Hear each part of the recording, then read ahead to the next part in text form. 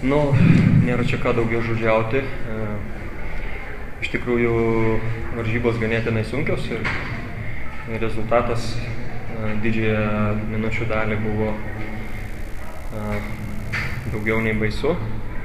Bet, kaip pasakyti, čia jau turbūt kroatų nuopelnas ir mūsų nesugebėjimas atsakyti jų fiziškam žaidimui.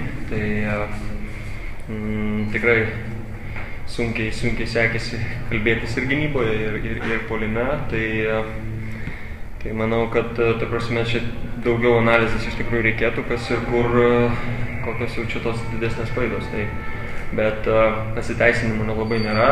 Išryškėjo mūsų, kaip sakoma, minusai, silpnosios pusės, kurias reikės pataisyti ir reikės dirbti treniruotėse.